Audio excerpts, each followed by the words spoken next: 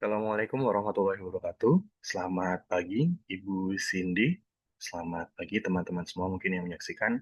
Izinkan saya, Muhammad Misbahul Munir, akan mempresentasikan tugas semester sekaligus untuk melengkapi keperluan UAS mata kuliah Digital Auditing 1 untuk kelas AK 601. Di sini saya mengambil tema pengendalian internal dan analisis kasusnya nanti ada di PT Garuda Indonesia Persero di tahun 2018. Untuk melanjutkan materi, untuk yang pertama mungkin kita mulai dari definisi pengendalian internal.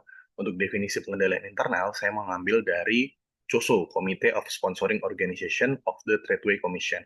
Jadi menurut COSO, pengendalian internal sendiri adalah suatu proses yang dijalankan oleh Dewan Direksi, Manajemen, dan personel lain entitas yang dirancang untuk memberikan keyakinan memadai mengenai pencapaian tujuan dalam kaitannya dengan operasi pelaporan dan kepatuhan.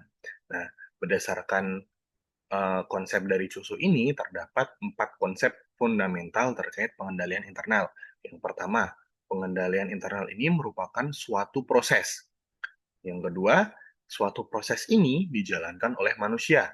Kemudian konsep fundamental untuk pengendalian internal yang berikutnya adalah pengendalian internal ini dirancang untuk memberikan keyakinan yang memadai, serta yang terakhir adaptif terhadap struktur entitas. Kita lanjut ke materi berikutnya. Tujuan dari pengendalian internal sendiri ada 3. Yang pertama adalah tujuan operasi. Tujuan ini berkaitan dengan efektivitas dan efisiensi operasi entitas, termasuk pencapaian target, kinerja operasional, dan keuangan, serta pengamanan aset dari kerugian. Kemudian tujuan yang kedua ada tujuan pelaporan.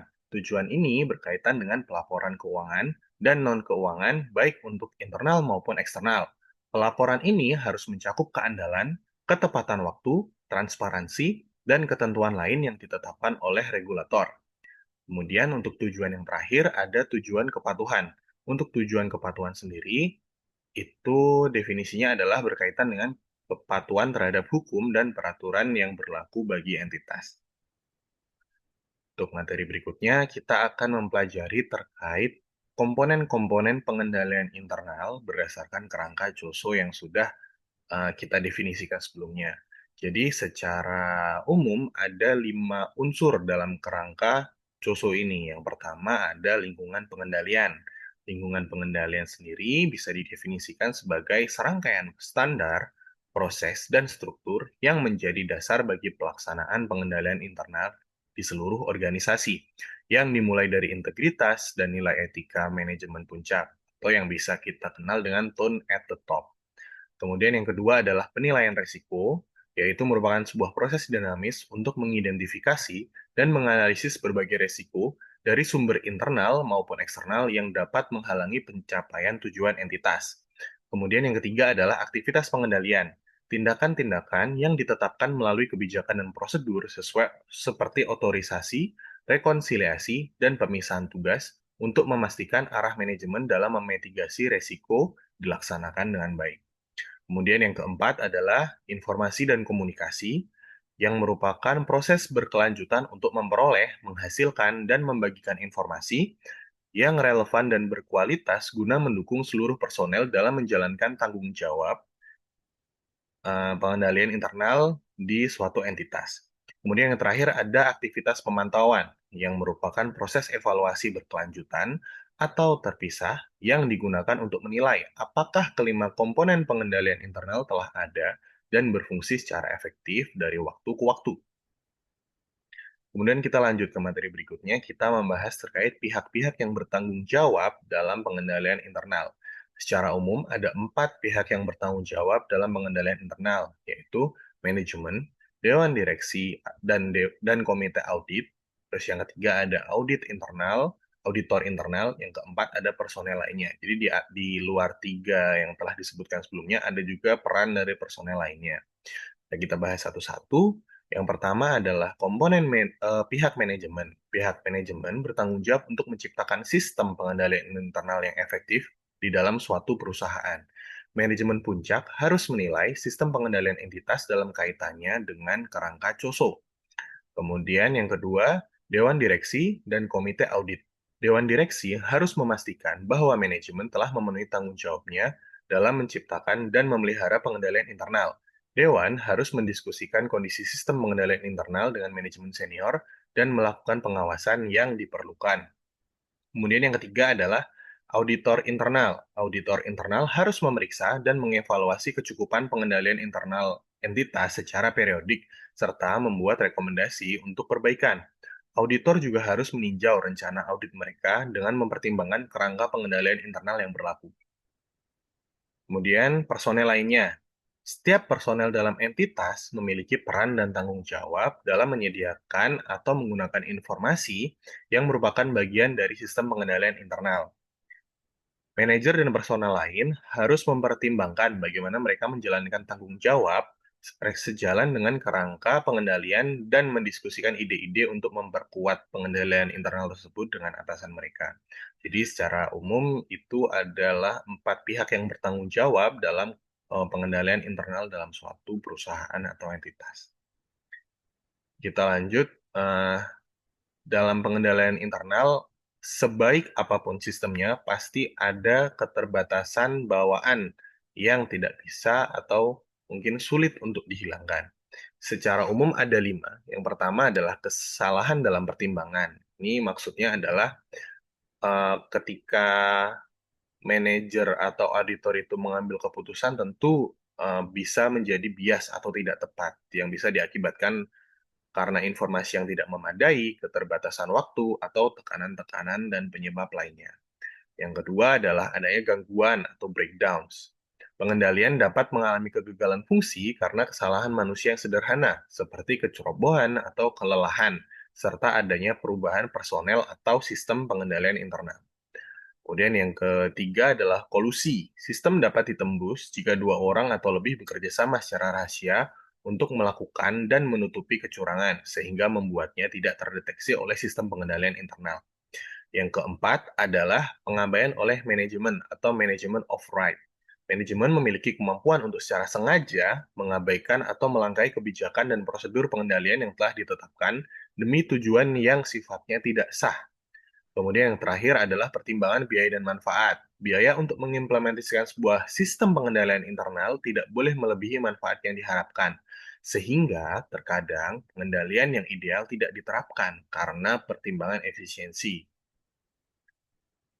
Kemudian setelah kita mempelajari teori-teori tentang pengendalian internal, kali ini kita masuk ke dalam studi kasus. Studi kasus yang saya pilih adalah kasus fraud yang terjadi pada PT Garuda Indonesia Tbk yang terjadi pada 2019 atau laporan keuangan 2018.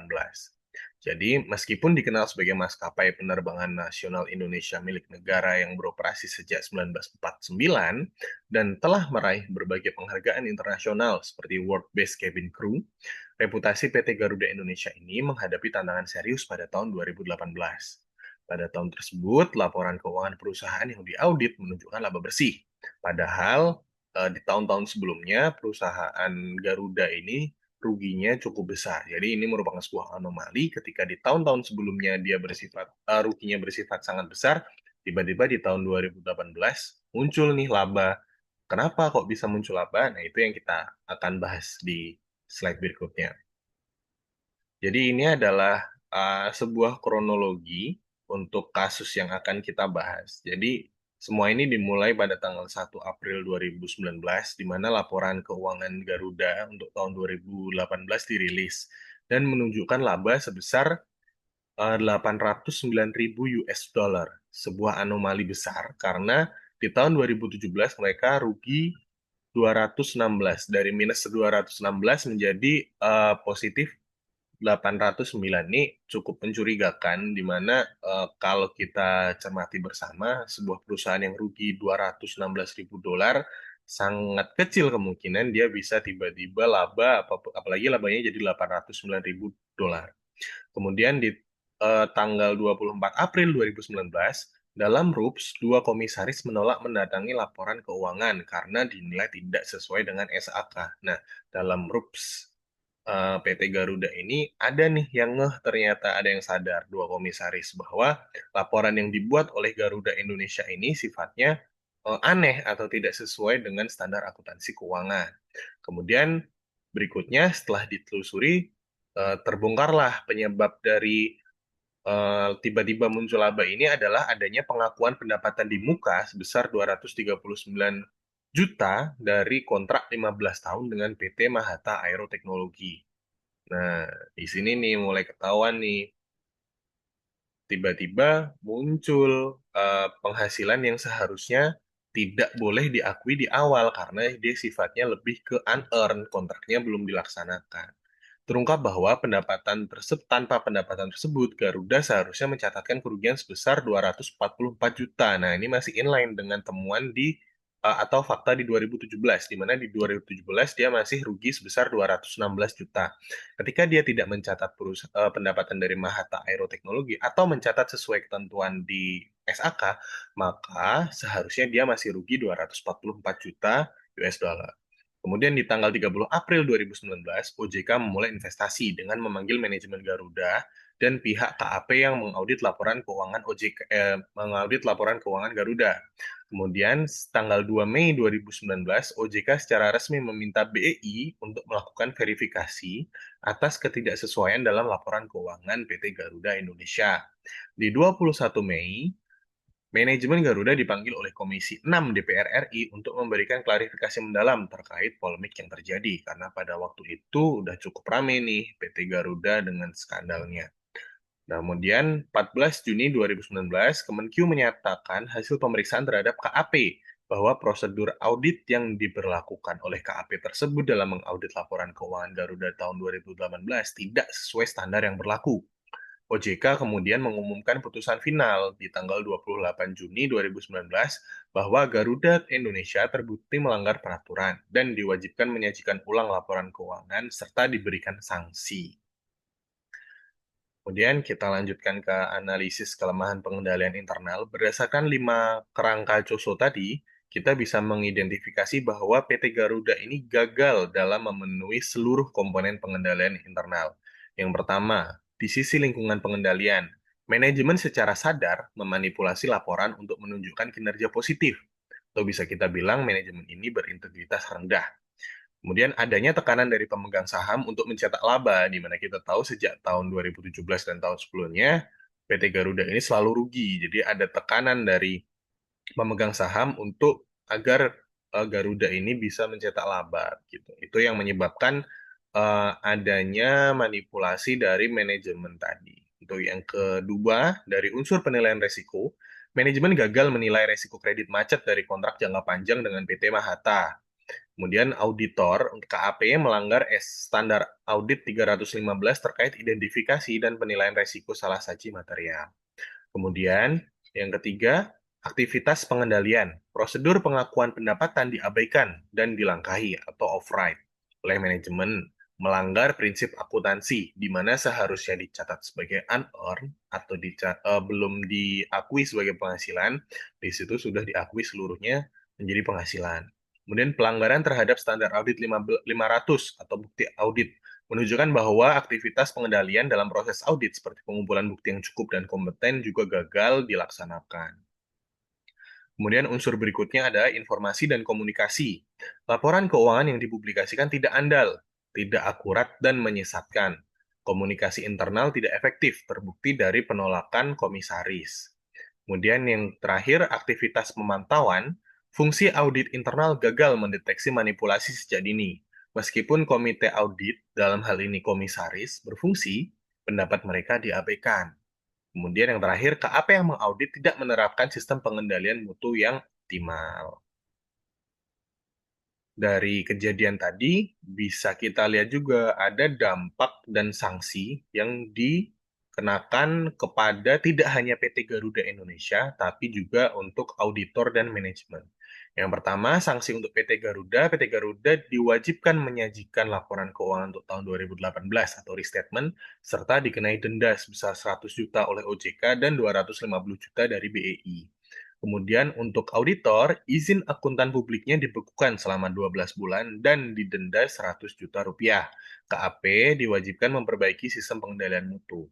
Yang ketiga, sanksi untuk manajemen, denda 100 juta untuk setiap direksi dan dewan komisaris yang menandatangani laporan keuangan tahun 2018. Yang terakhir, dampak reputasi. Tentunya dengan adanya kasus fraud ini, di mana semua orang tahu bahwa PT Garuda sudah menyajikan laporan keuangan yang tidak benar untuk tahun 2018, maka akan berdampak pada hilangnya kepercayaan investor dan publik terhadap integritas perusahaan. Kemudian untuk ini mungkin materi terakhir, kesimpulan dan saran. Mungkin yang pertama kesimpulan dulu. Berdasarkan uraian yang sudah kita bahas tadi, mulai dari teori sampai dengan contoh kasus, dapat disimpulkan bahwa kasus PT Garuda Indonesia adalah bukti nyata dari kegagalan sistemik pada kelima komponen pengendalian internal CUSO, seperti yang sudah kita bahas tadi untuk masing-masing komponennya. Kemudian, kegagalan paling fundamental terjadi pada lingkungan pengendalian, di mana integritas manajemen dikesampingkan demi target kinerja. Manipulasi laporan keuangan terjadi melalui pengakuan pendapatan yang tidak semestinya, yang berhasil lolos karena lemahnya seluruh lapisan pengendalian. Dampak dari kegagalan ini sangat signifikan, mencakup sanksi finansial, sanksi profesional, dan kerusakan reputasi jangka panjang. Kemudian saran yang bisa saya berikan atau kami berikan bagi manajemen, perkuat lagi tone at the top yang berfokus pada integritas, bukan hanya target. Berdayakan peran komite audit. Jadi percuma juga kalau tone kita mengikuti tone at the top, tapi yang di topnya itu sudah tidak berintegritas. Kemudian bagi profesi angkutan publik, jaga independensi dan skeptisisme